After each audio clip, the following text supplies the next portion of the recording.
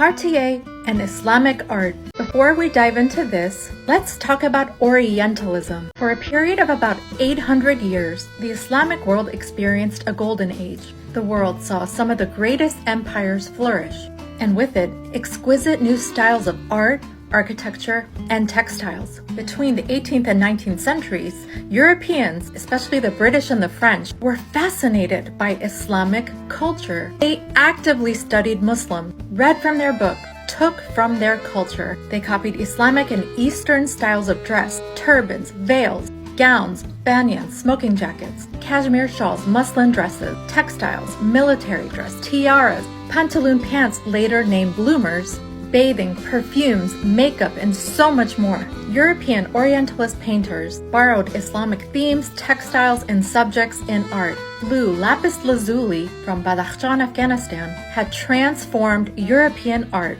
By the 20th century, artists such as Picasso and Matisse used Oriental and Eastern African inspiration in their work. Matisse was inspired by Islamic miniature paintings. Then French fashion designer Paul Poiret ushered in a new era of Orientalism in fashion. He laid the foundation for Coco Chanel's modernist fashion and her soft, easy line. Europeans were also fascinated by the ballet russe, Scheherazade, and turban-style outfits. The removal of the corset, as a result of adopting Eastern and Islamic dress, changed the way jewelry was made. Then there was Cartier, established in 1847 by Louis-François Cartier. His son Alfred took over the business, and then Alfred's three sons grew the business on an international luxury scale. The younger brother Jacques traveled the Eastern world, and he collected Islamic art. And then Louis amassed a collection of Islamic art from about the 1910s onward, because at that time, Islamic lands were becoming more fragmented, broken up into nation states due to European imperialism. So very valuable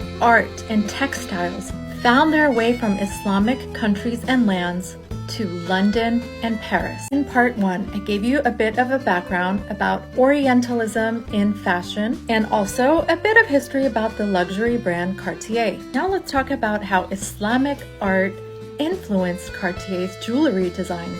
Cartier and Islamic Art. The exhibit was shown in Paris about February of 2022, then made its way to Dallas Museum of Art. The curators for both exhibits chose jewelry from the Cartier collection that have Islamic art motifs. The result is over 500 items, jewels, objects, drawings, books, photograph, archival document, forms, motifs, pattern, art, architecture, and objects of Islamic art, palmettes, arabesque pattern, tassels and scrolls, Iznik Turkish tiles, and stepped or terraced merlons inspired by Central Asian architecture, which became a defining form and shape of Art Deco. Now let's take a look at some of the pieces from the exhibit. This gold, platinum, and diamond feather headband was made in 1924 and similar to turban ornament. This is a pink gold enamel, black onyx cigarette case. You can see the Islamic vegetal motif on it, Mughal Indian style jewelry, this powder box that copies Islamic architecture, tiaras, this design, which as you can clearly see, copies this Persian box. There's a Paul Poiret clothing design. What Cartier also did was mix jade, lapis, and turquoise colors, which was already being done for so many years in Islamic lands, but it was new and avant-garde in the West in the early 20th century. This was referred to as Cartier's peacock decoration. Again, combining these greens and blues inspired by Moroccan earthenware. And as you can see in this design, he took turquoise from mines in Iran and blue lapis lazuli from Afghanistan to create this geometric design.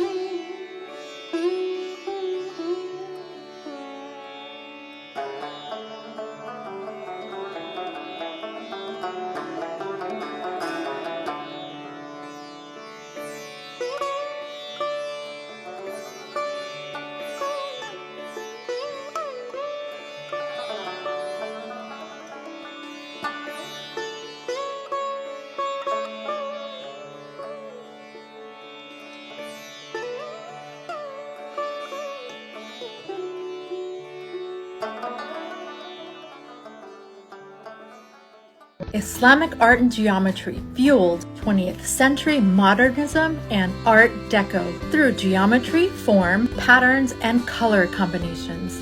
What do you think? Did Cartier appropriate Islamic art? Like and follow for more.